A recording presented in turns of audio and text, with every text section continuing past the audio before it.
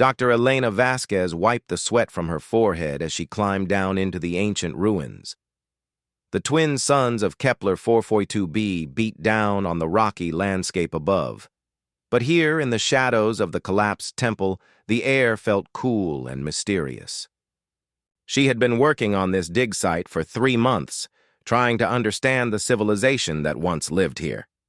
The mining company that hired her only cared about the blue crystals buried deep in these ruins. They paid her to make sure they did not destroy anything too important while they dug. But Elena cared about more than crystals. She wanted to know who built these beautiful stone structures and where they had gone. Elena turned on her flashlight and walked deeper into the tunnel. The walls were covered with strange symbols that seemed to glow faintly in the dark. She had been trying to translate them for weeks, but the language was unlike anything she had seen before.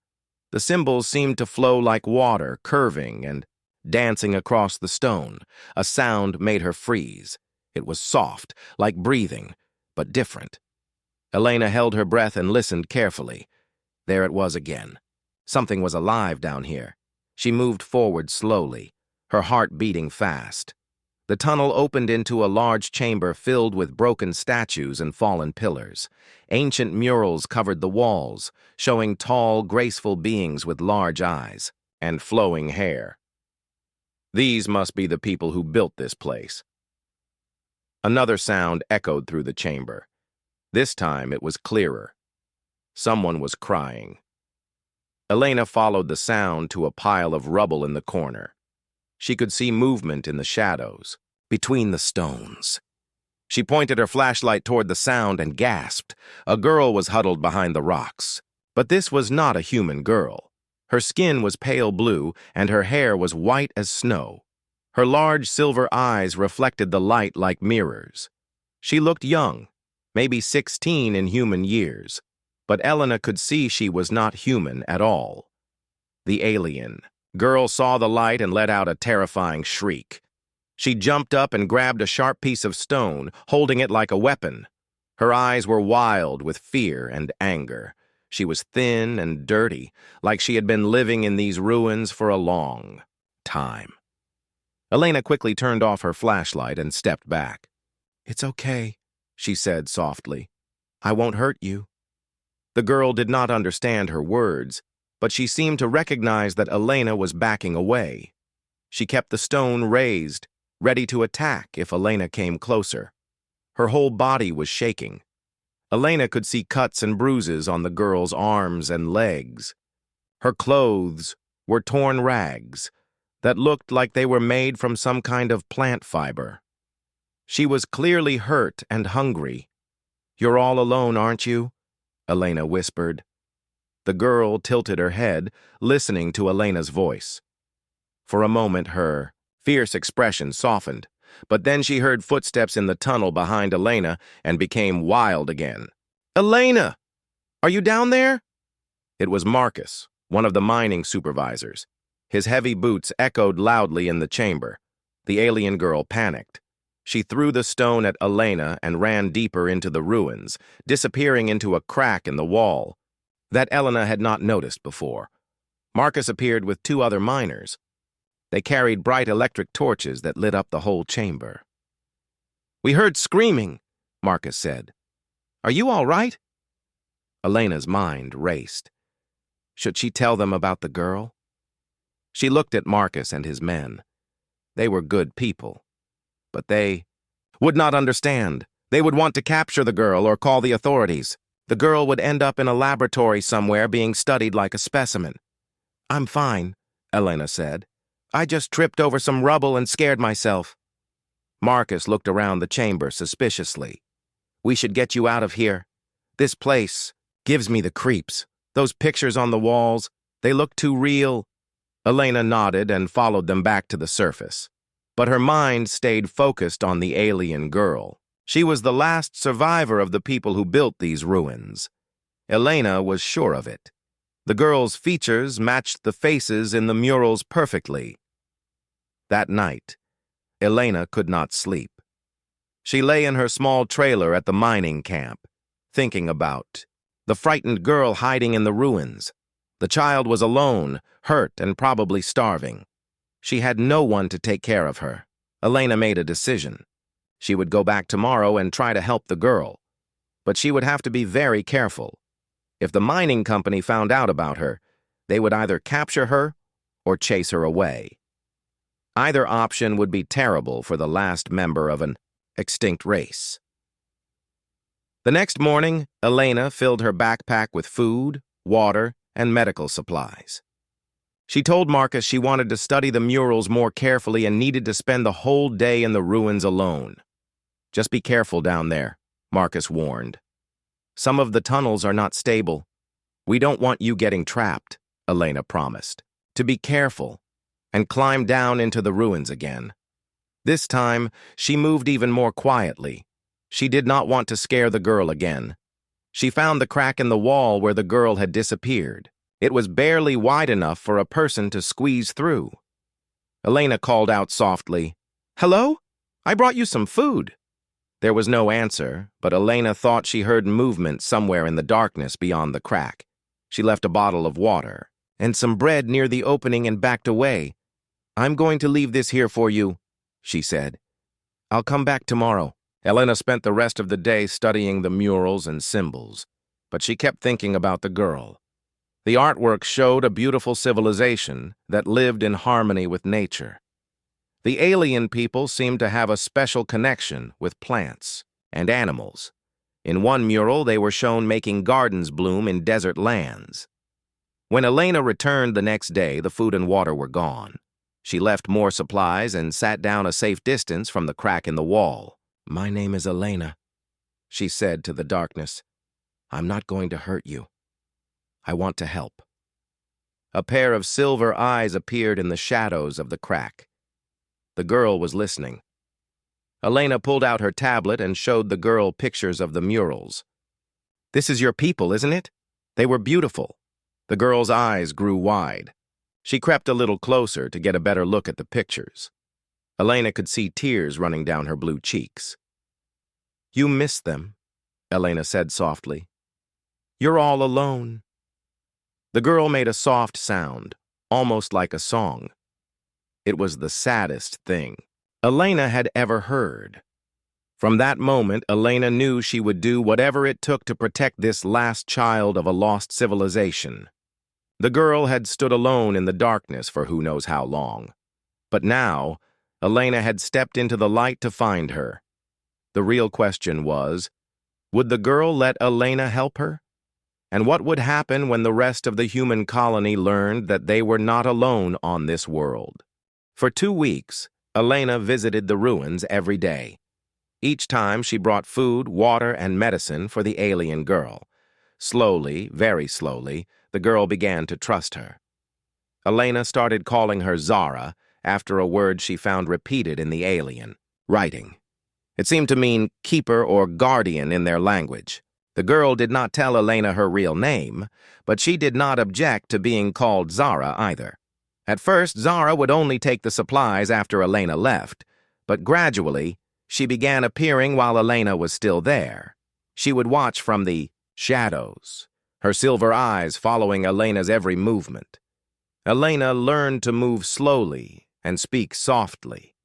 She discovered that sudden sounds or movements would send Zara running back into the deep tunnels.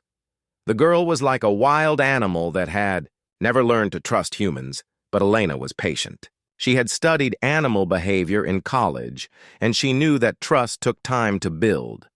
Every day she sat a little closer to the crack in the wall.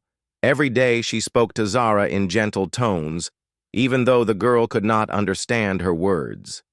"You're getting stronger," Elena would say, watching Zara eat the food she brought. "Those cuts on your arms are healing nicely." Zara's health was slowly improving. The deep cuts on her legs had closed up, and she was not as thin as before. But Elena could see that the girl was deeply sad. Sometimes Elena would catch her staring at the murals of her people with tears in her eyes. Elena spent her free time trying to translate more of the alien writing. She found patterns in the symbols and began to understand simple concepts. The word she had translated as keeper appeared many times throughout the ruins.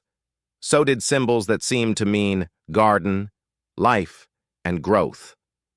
One day, while Elena was working on her translations, Zara surprised her by coming very close. The girl sat down just a few feet away and watched Elena work on her tablet. "These are your people's words, aren't they?" Elena asked, showing Zara the symbols on her screen. Zara's eyes grew bright. She reached out slowly and touched the tablet screen. Then she made a sound that might have been yes in her language. Elena's heart jumped with excitement. This was the first real communication they had shared. "Can you read these?" Elena asked, pointing to a line of symbols on the wall. Zara looked at the symbols and made a beautiful singing sound. It was like she was reading the words as music. Elena recorded the sounds on her tablet, hoping to understand their meaning later. As the days passed, Elena noticed something strange. Zara would disappear for hours at a time, going deeper into the ruins than Elena had ever explored. When she came back, her hands would be dirty, like she had been digging in soil. Elena's curiosity finally got the better of her. One day, she followed Zara's path into the depths of the ruins. The tunnels here were in better condition, as if someone had been taking care of them. The walls were cleaner, and some of the fallen stones had been moved aside. Elena followed the tunnel for almost half a mile before it opened into the most beautiful chamber she had ever seen. The room was enormous, with a domed ceiling covered in glowing crystals. But the crystals were not the blue mining crystals the humans were after. These were alive somehow, pulsing with soft light that changed colors like a rainbow. Below the crystal ceiling was a garden, a real, living garden in the heart of the ancient ruins. Rows of strange plants grew in carefully tended soil. Some of the plants glowed with the same soft light as the ceiling crystals. Others had flowers that seemed to move and dance in the still air. At the center of the garden was Zara, kneeling beside a patch of silver-leafed plants. She was humming the same musical sounds she had made when reading the symbols. The plants seemed to respond to her voice, their leaves turning toward her like they were listening. Elena gasped in amazement, and Zara spun around in alarm. For a moment, the girl looked like she might run. But then she saw the wonder in Elena's eyes, and her fear melted away. "You've been taking care of this place," Elena whispered. "This is why you stay here." Zara stood up and walked to Elena. For the first time, she touched Elena's hand. Her fingers were soft and warm, despite her blue skin. She led Elena into the garden, showing her each type of plant. Elena realized that this garden was not just a collection of pretty flowers. It was a living library. Each plant species represented knowledge that Zara's people had gathered over thousands of years, and Zara was the only one left who knew how to care for them. "You're not just a survivor," Elena said, understanding flooding through her. "You're the keeper of your people's legacy." Zara seemed to understand Elena's tone, even if she could not understand the words. She nodded and sang a short, sad song. Elena spent the next hour following Zara around the garden, watching her tend to the plants. The girl clearly knew what each plant needed. She watered some with special water that glowed faintly blue. Others she touched with her hands, and they responded by brightening their natural light. It was the most beautiful and peaceful place Elena had ever seen. But it was also heartbreaking. This incredible knowledge would die with Zara if something happened to her. That evening, Elena returned to the mining camp with her mind full of questions. She sat in her trailer, trying to process what she had discovered. Zara was not just an alien survivor. She was the living repository of an entire civilization's wisdom about life and growth. Elena was so lost in thought that she did not notice Marcus approaching her trailer until he knocked on the door. "Elena? We need to talk." Elena opened the door, trying to look calm. "What's wrong?" Marcus looked serious. We've been getting strange readings from the deep sensors. There's some kind of energy source in the lower levels of the ruins. The company is sending a team of specialists to investigate. Elena's blood turned cold. What kind of specialists? Security team and some scientists from the corporate lab. They'll be here next week. Marcus studied Elena's face. You haven't noticed anything unusual down there, have you? Elena forced herself to smile. Just old alien art and broken stones, nothing that would give off energy readings. Marcus nodded, but he still looked worried. Just be careful, Elena. The company is excited about these readings. If there's some kind of alien technology down there, they're going to tear the place apart to find it. After Marcus left, Elena sat down heavily on her bed. She had 1 week before corporate security arrived. 1 week to figure out how to protect Zara and her garden. Elena knew that if the corporate team found Zara, they would take her away for study. And if they found the garden, they would destroy it while trying to understand how it worked. Either way, the last remnant of a beautiful civilization would be lost forever. Elena made another decision that night. She would not let that happen. Zara had trusted her enough to show her the garden. Now, Elena had to find a way to keep that. Trust and protect the alien girl who had become so much more than just a discovery. The question was, how could one human scientist stand against an entire corporation? Elena did not know the answer yet, but she knew she had to try. Somewhere deep, in the ruins, Zara was tending to her glowing garden, completely unaware that her safe world was about to change forever. Elena worked frantically to translate more of the alien symbols. She knew that understanding Zara's people was the key to protecting her. Every day, she brought her tablet to the garden chamber and worked while Zara tended her plants. The breakthrough came on the 4th day. Elena finally decoded a section of wall text that told the story of Zara's people. As she read the translation on her screen, her hands began to shake. The alien race called themselves the Lyralae.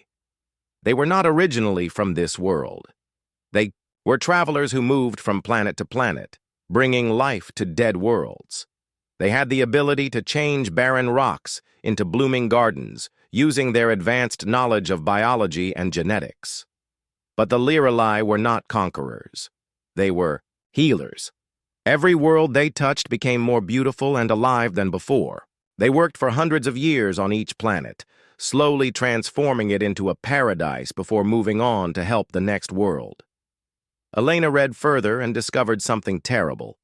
The Lyralae had been hunted to extinction by a militant empire, called the Dominion.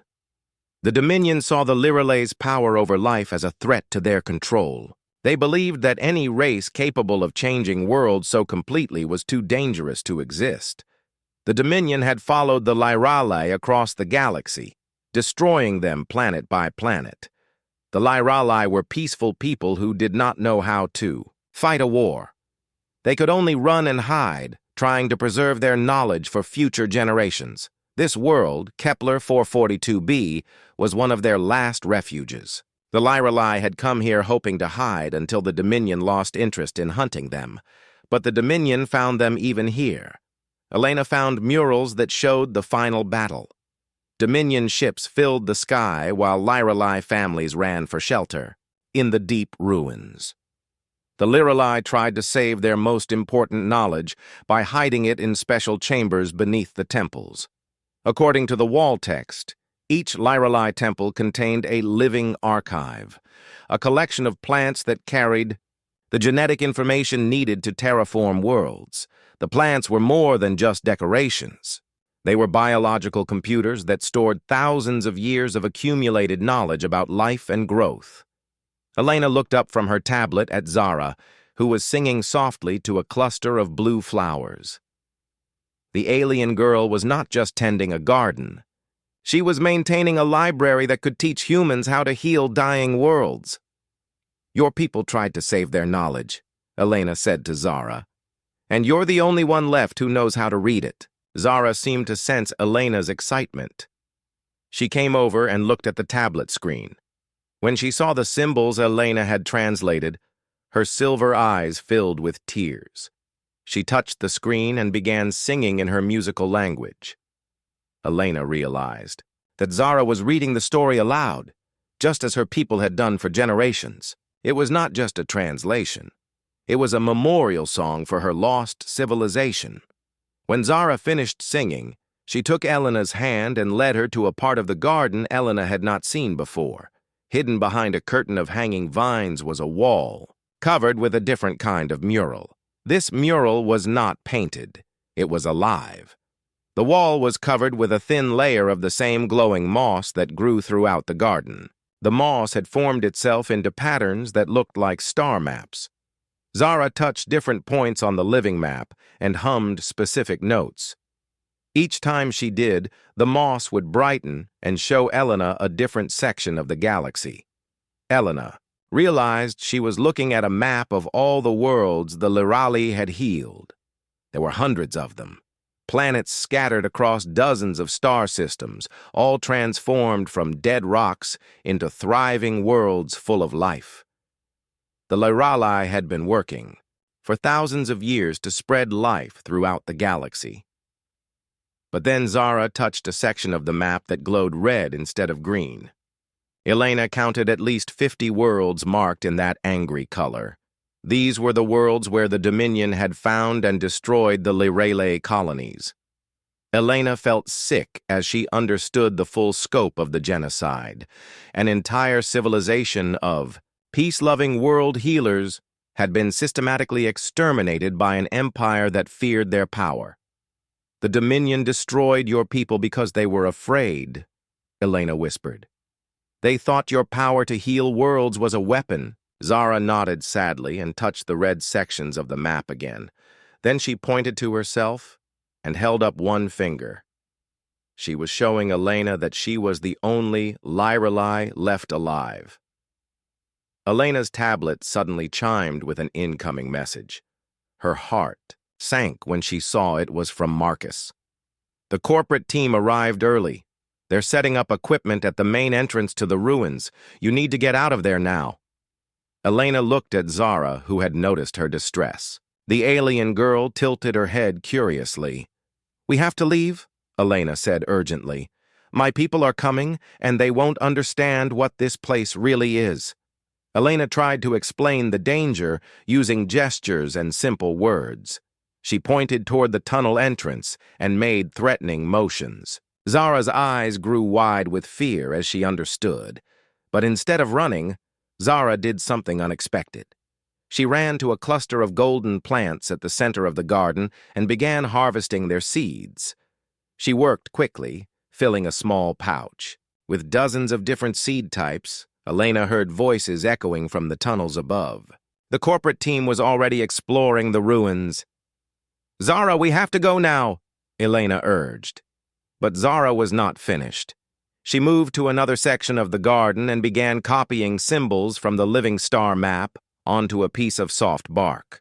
Her hands moved with practiced speed, recording the most important information from her people's archives.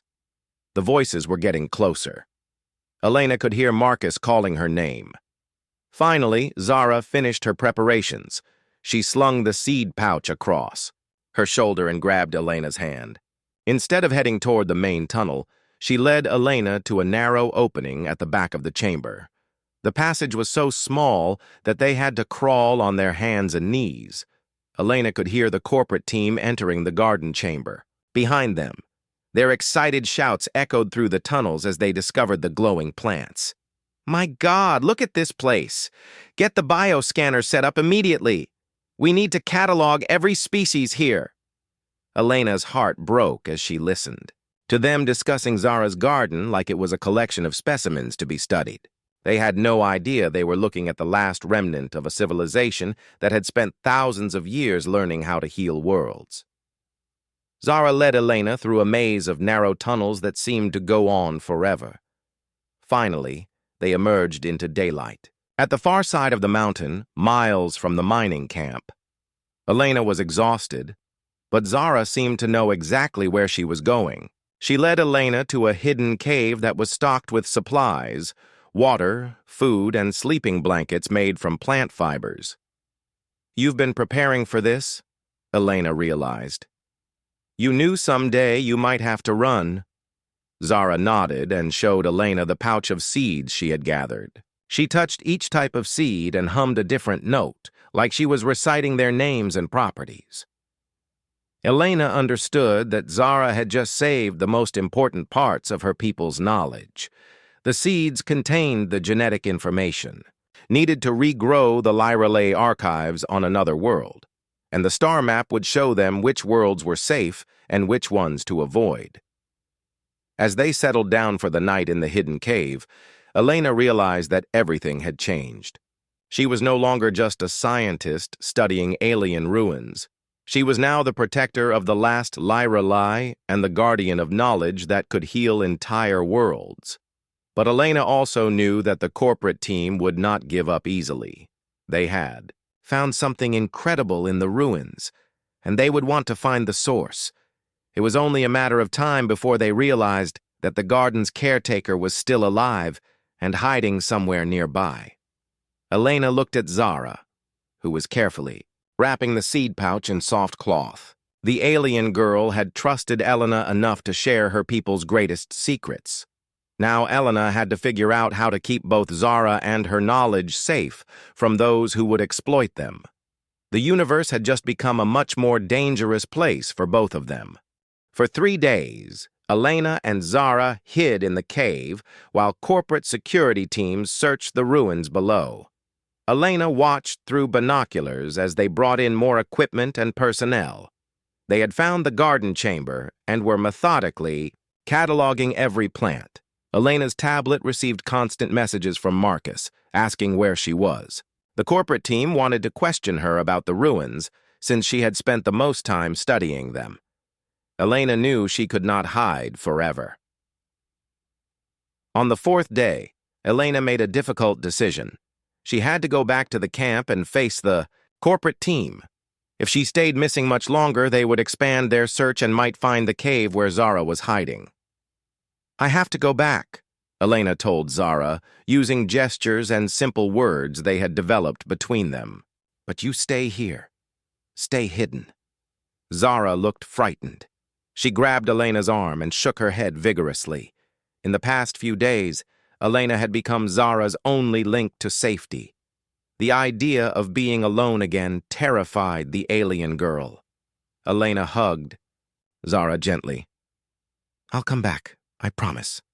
But if they find you, they'll take you away and study you like a lab specimen. You have to trust me." Zara's silver eyes filled with tears, but she nodded. She understood the danger. Elena hiked back to the mining camp, preparing a story about getting lost in the tunnels and finding an exit on the far side of the mountain. When she arrived, Marcus rushed to greet her. "Elena! Thank God you're all right. We've been searching for you for days." "I got lost in some side tunnels," Elena lied. "I had to find another way out."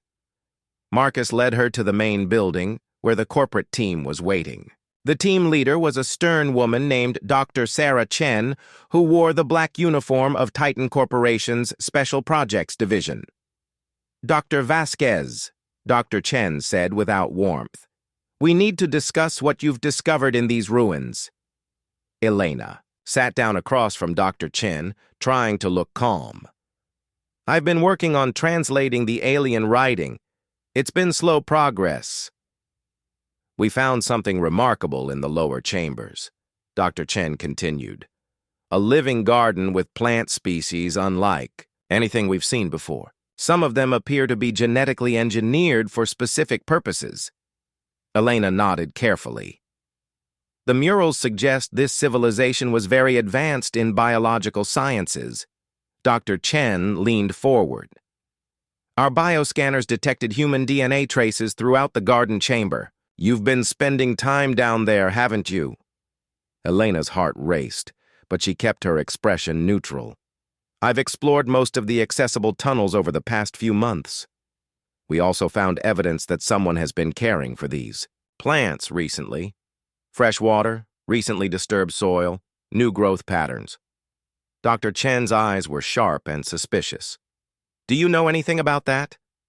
The ruins have underground springs, Elena said. Maybe the water sources keep some areas naturally maintained. Dr. Chen was not convinced. She pulled out a tablet and showed Elena security footage from cameras they had placed in the garden chamber. The footage showed the plants glowing brighter, at certain times, as if responding to some external stimulus. These plants are not just alive, Dr. Chen explained. They're actively maintained by someone or something. We believe there may be an alien survivor hiding in these ruins. Elena fought to keep her expression blank. That seems unlikely. This civilization appears to have been gone for centuries. Perhaps, Dr. Chen said. But we're going to find out for sure. We're bringing in thermal scanners and motion detectors to search every inch of these ruins. If there's an alien here, we'll find it. Elena felt sick. There was no way Zara could hide from that kind of technology. What will you do if you find a survivor? Elena asked. Dr. Chen smiled coldly.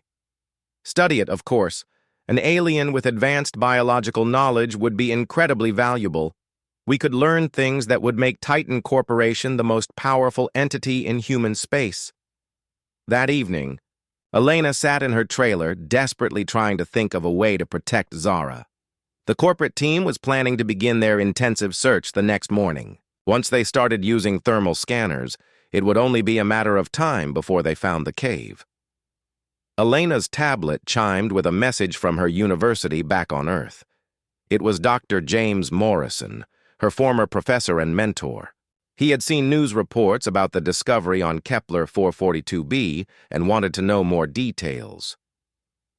An idea began forming in Elena's mind.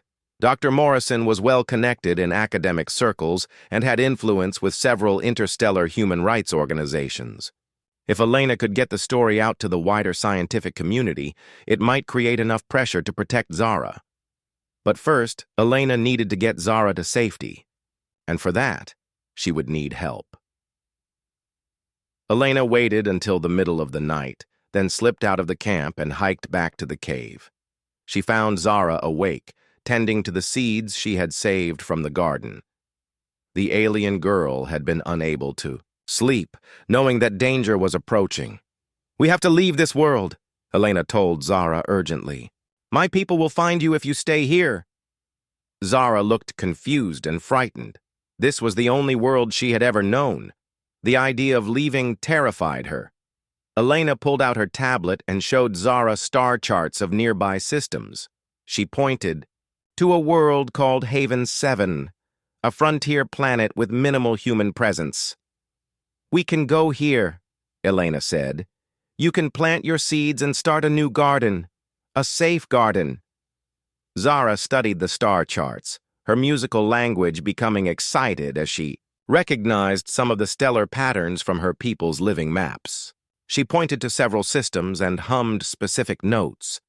These were worlds the Lyrali had visited in the past. But Zara also shook her head and pointed back toward the ruins. She was not ready to abandon her people's last garden. Elena understood Zara's reluctance, but she also knew they were running out of time. "Your garden is already lost," Elena said gently.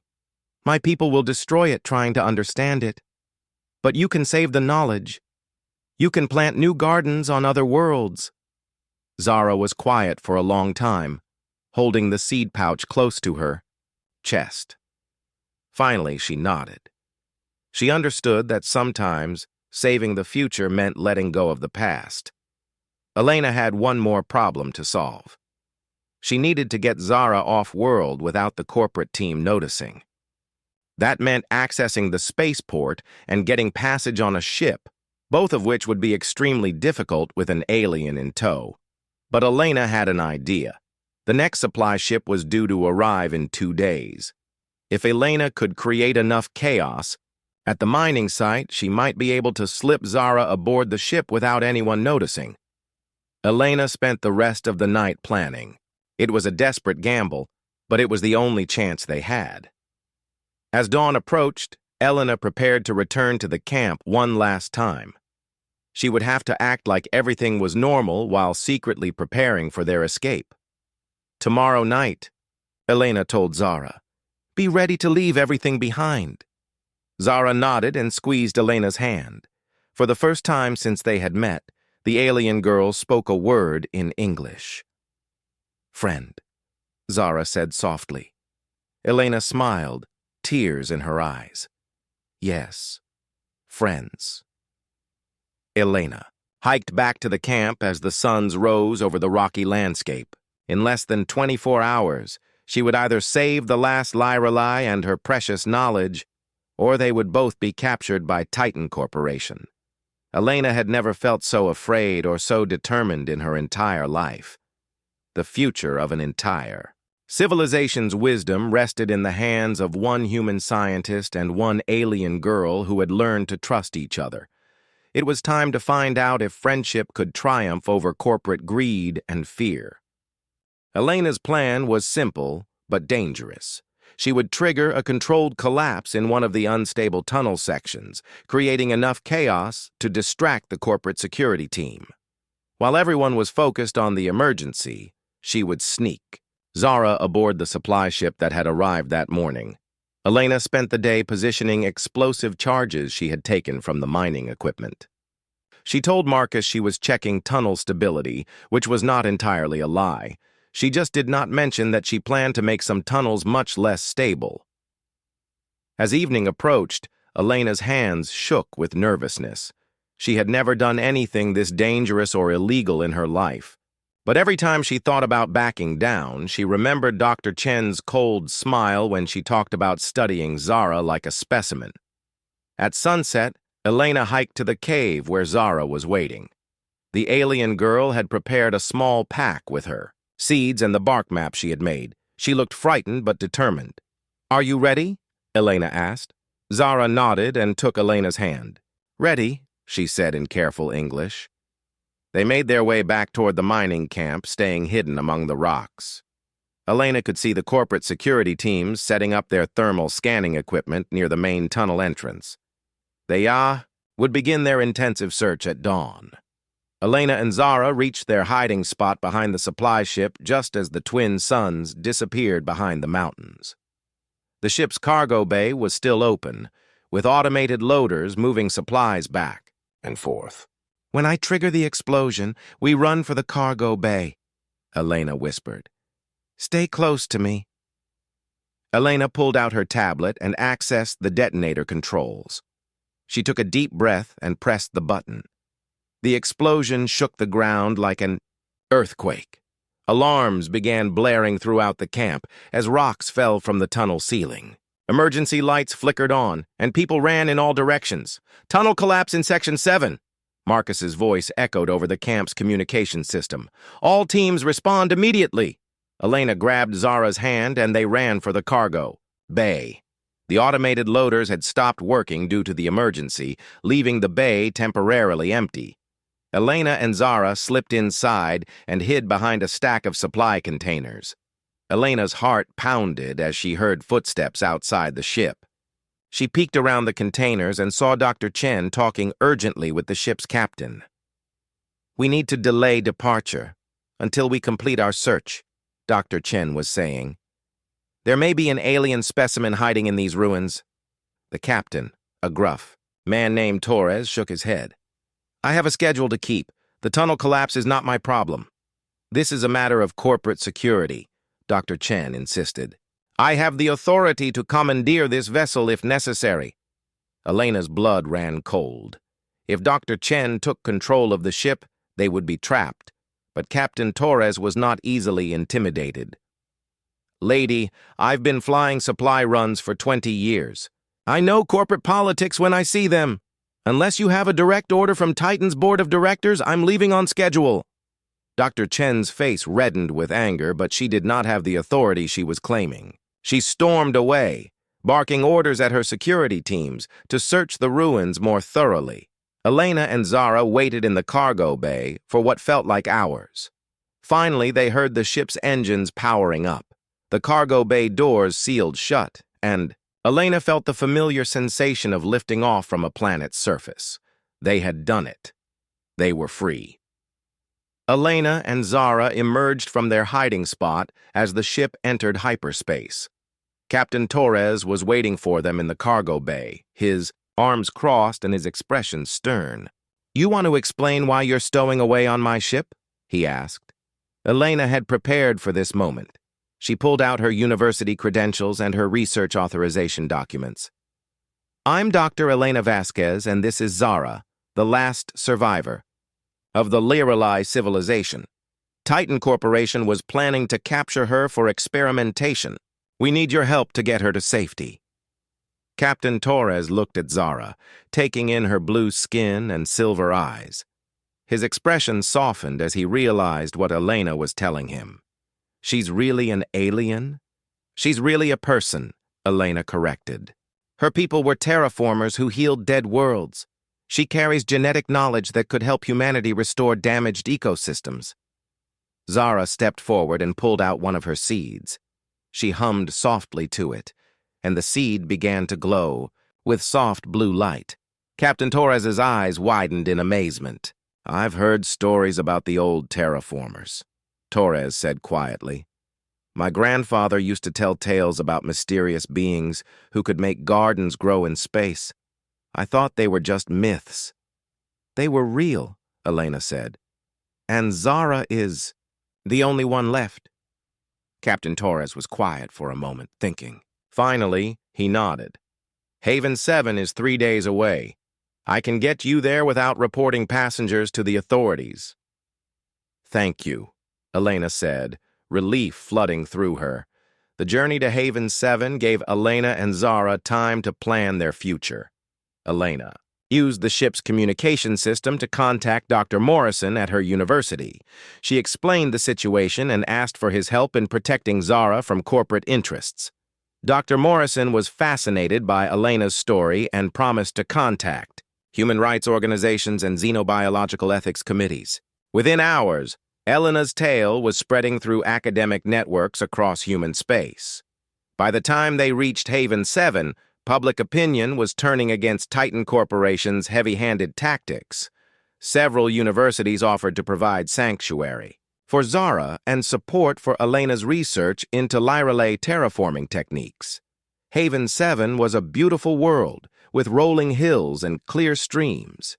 It had been partially terraformed by human colonists, but large areas remained wild and undeveloped. It was perfect for Zara's needs. Elena and Zara found a secluded valley where Zara could begin planting her seeds. As soon as Zara touched the soil and began humming her people's songs, the land responded. Plants began growing with unnatural speed, and the very air seemed to become cleaner and more alive. Within weeks, word of Zara's abilities spread to other worlds. Scientists and environmentalists came to study her techniques. More importantly, refugees and survivors from various conflicts heard about the peaceful haven Zara was creating and began arriving to start new lives. Elena established a research institute dedicated to studying Liralai terraforming methods. She and Zara worked together to translate the genetic codes stored in the seeds, slowly unlocking thousands of years of biological knowledge. But the most remarkable discovery came 6 months after their arrival on Haven 7.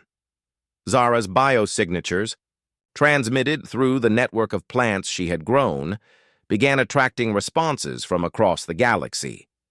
Other Liralai survivors emerged from hiding.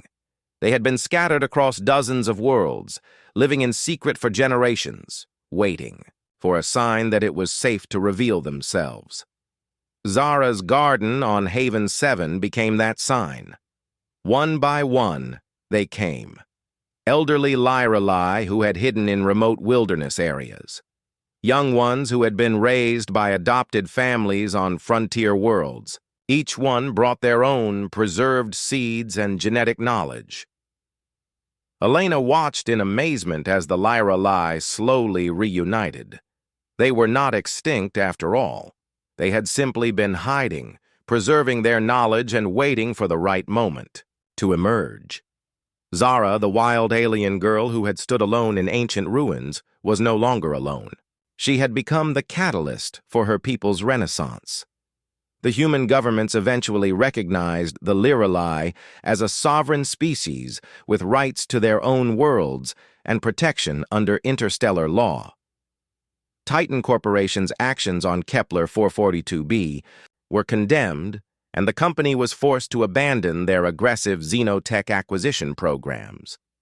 Elena often stood on the hill overlooking Zara's valley, watching the alien girl work with her people to create new gardens on Haven 7. The valley had become a training center where Liralai taught willing humans the secrets of ecological restoration. The partnership between humans and Liralai grew stronger each year. Together they began healing worlds that had been damaged by war, pollution, or poor terraforming. The galaxy slowly became a greener, more beautiful place. Elena smiled as she watched Zara teaching a group of human children how to sing to seedlings. The alien girl, who had once attacked strangers with stones, now spent her days showing others how to nurture life. Sometimes the greatest discoveries came not from conquest or exploitation, but from extending a hand in friendship to someone who stood alone in the darkness. Elena had stepped into the light to find Zara, but in doing so, she had helped light the way for two species to build a better future together. The wild alien girl was alone no more, and neither was humanity.